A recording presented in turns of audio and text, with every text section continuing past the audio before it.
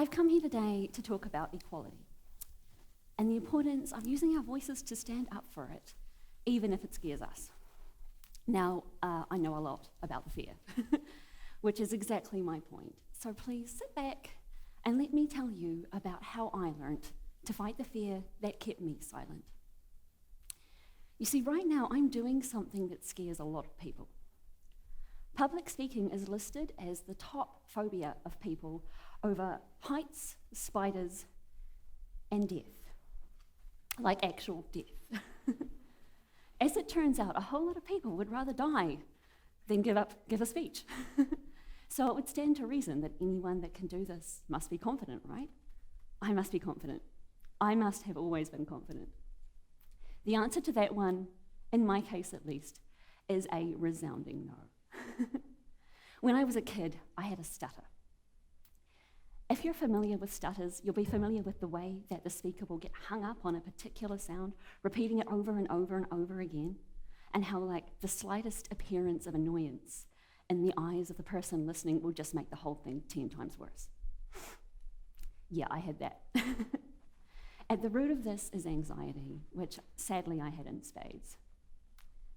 It had a lot to do with being awkward, and then being bullied for being awkward, which led to more awkwardness, funnily enough, which led to more bullying, which led to more awkwardness, and I'm sure you can tell which way this is going. Needless to say, none of this did wonders for my verbal confidence, and my time in school is just dotted with difficult memories of a problem and difficulty standing up for myself and speaking up. The funny thing was, I loved to write. I would sit there with my pencil and I would write a mile a minute. I had so many ideas. But then it came time to read my stories out, and I would read them a mile a minute. And I'd have to go back and repeat myself and go slowly, and I wanted the ground to open up and swallow me. So because of this, and the bullying and the awkwardness, I spent most of my time in school staying relatively quiet, choosing to share my strongest feelings about things only with my closest friends. However, during this awkward time, there was one particular incident that stood out in my memory, and the reason it stood out is because it had the power to take my frustration at my inability to communicate and amp it up to about 111. And it was this. You may relate, and I hope you don't, but I'd be a kid at a party full of adults. Maybe there'd be a few other kids. We'd be having a wee talk, playing a game. And out of the distance, you could hear one of the adults make a racist joke. I remember these moments distinctly because I would be sitting there tying myself in knots. There would be this complicated cocktail of intense emotions, including but not limited to frustration, irritation, depression, that the adults who were supposed to be the people that knew things could believe something so dumb. And something of a kind of a conversational impotence. If there is such a word, it's for those moments when you so desperately want to say something, but you lack even the basic tools to do so. So I sat there in frustrated silence. My youth was an awkward time for me, so I took my solace out in writing. I sat alone in my room and I wrote screeds of text, all of which remain within the pages of journals I shared with nobody. Anyway, life went on.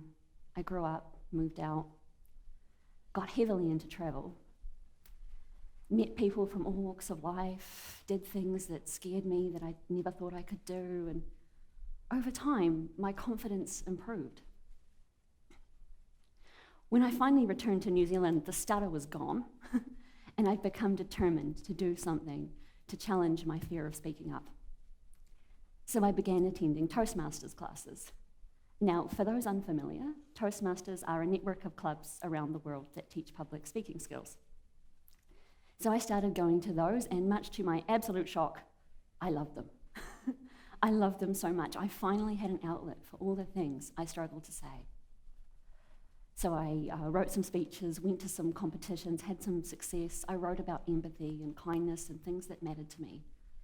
but I had a burning desire to step up to a bigger platform, to not limit myself to the nice but limiting bubble that was Toastmasters. The problem with this is every time I thought about it, I was racked with fear. It was like I was still that small child. I was afraid somebody would tell me to shut up or I'd be criticized. So I remained small. Until one day something happened that changed everything. As we all know, on the 15th of March 2019, a gunman attacked both the Al Noor and Linwood mosques in Christchurch, resulting in a death toll of 51 people. The attacks were meticulously planned, the weaponry modified so as to create as much carnage as possible, and perhaps the most horrifying thing was that the targets chosen were chosen out of hatred and fear. This was no natural disaster. Suddenly, a full-scale terrorist attack had taken place on New Zealand soil.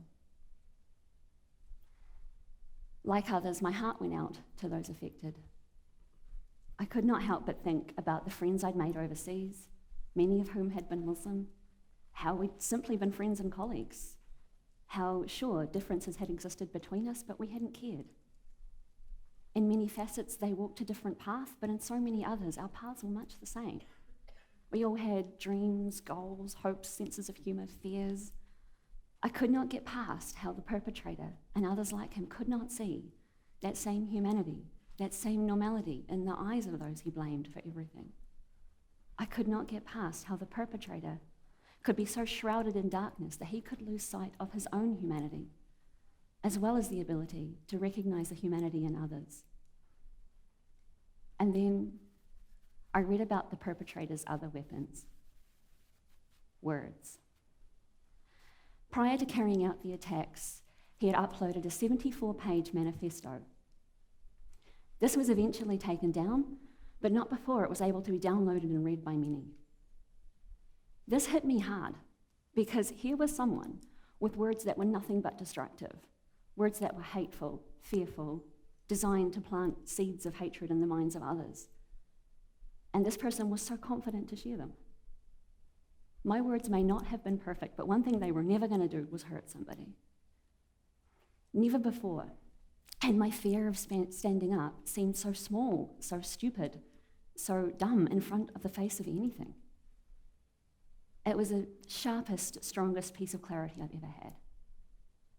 And it is what ultimately led to my presenting this speech, which I humbly offer as an example of some of my words. You see, what happened in New Zealand that day was inarguably an example of hatred at its most destructive potential. Nobody can argue that prejudice was a cause of that. However, hatred starts small. It begins its life as a seed and left unchecked can grow and morph into something ugly, something dangerous. Its targets vary, its results vary, but the underlying energy is still the same, and it is the erroneous belief that one life can be of greater or lesser value than another. The Black Lives Matter protests that took place in America earlier this year have shone a spotlight on the racism in America that is with the greatest power that's been seen since the 60s. And with the advent of the internet, that message has been able to travel everywhere. This has created a groundswell. And one of the themes that has consistently come out of these protests is the need for us, all of us, to have open communication about racism and bigotry in our societies, with our children, with our peers. These will not always be comfortable conversations, but they need to be had, because our silence on these issues does nothing to minimize the problem. The problem will simply go on unseen, and we cannot hope to heal what we do not see. For those of us not on the receiving end of a particular form of prejudice, it can be a bit like having a pair of blinkers on. I use this analogy in that we tend to only see the problem when it is right in front of us, when it is unmistakable. And it is these blinkers that can lead to us inadvertently derailing these conversations, inadvertently dismissing the concerns of another out of a sense of disconnection. This can all be unlearned.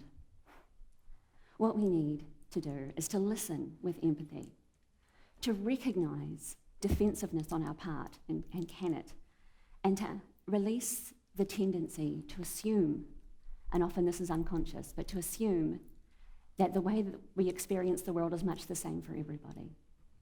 Unfortunately, this isn't the case. To elaborate a little on defensiveness, you see this a lot on the internet when people are talking about prejudice. You see people in all capitals getting angry, saying things like, not all white people, or not me, etc. This is destructive because the person speaking knows that. And also the person speaking isn't making an accusation at us. One of the biggest problems with this habit is that it turns the topic of conversation away from the speaker and back to us, leaving the speaker unheard. Defensiveness is a knee-jerk reaction, but it can be unlearned. How? By taking a step back from the emotion that provokes the anger in the first place and asking ourselves, like honestly, is this person making an accusation of prejudice at me, or are they merely expressing their frustration? Because 9 times out of 10, that's what it is. The life experience of another does not become any less valid, any less real, as a result of its being difficult for another person to hear.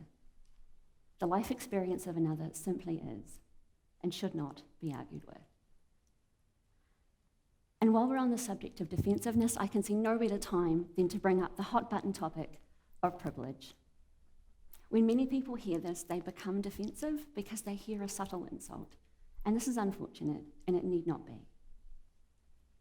All privilege means, in this instance, is that those of us not on the receiving end of a particular form of prejudice are likely to underestimate the extent of the problem. And this goes even when we have the best intentions. This is all privilege is. It does not mean that our lives are void of problems. It simply means we don't experience that problem. It does not mean that our lives are perfect. It simply means we are not struggling in this way. Privilege could be simplified down to the pair of blinkers I described earlier. Their existence does not make us bad. It doesn't make anyone bad. But it is important to recognize that they are there because they limit our perceptions. And that is the effect. If we are going to be a force for good in this world, we need to use our ears, our empathy, and our voices. Our ears to listen without defensiveness. Our empathy to put ourselves in the shoes of other people and ask ourselves how we would feel if that happened to us. Would we be upset? I think we would. And lastly, we need to use our voices. Now, I want to first add the disclaimer that I understand not everybody lives in a country in which they are free to express their voice. But for those of us here and abroad who do, we need to use our voices more and more to fill the internet, to fill the print mediums with messages that are the opposite of hatred and fear and ignorance, with messages that seek to heal and educate and bring together. We are all on this planet together, and it is up to all of us to do our part to help make it a place where we can all thrive, not just some. Some of the ways that we can help is by using the communicative skills we have to hand, be it speaking, be it writing, be it art, visual communication, by using the communicative skills we have at hand to communicate with the world, the power of empathy, the values of kindness, of integration, of oneness. We need not let fear keep us silent. Now, the million-dollar question, do I still have a fear of speaking up? The answer is absolutely yes, but I am determined to work through it because I know what's important. I'm just one person. One little speech from me is not going to change the world. It's not going to end racism. It's not going to end prejudice. The problems might be just a little bit bigger than that. However, the one thing I do have control over is that this is my contribution, and I will make sure it is not my last. Unfortunately, there will always be voices that speak for hate and for division and fear. There will always be voices echoing out into the world that seek to divide and separate, alienate and hate. We cannot realistically expect these voices to become silent, but we can raise our own to the alternative. And we can raise them so loud that we drown the other voices out. Again, I'm just one person, but I'm not the only one.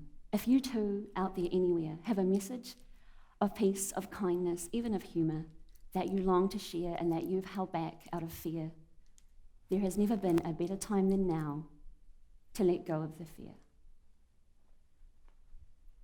Step up to the podium. Pick up your pen. Write and upload your manifesto of peace. Because the world needs your words, your voice, your contribution. Be the love you are.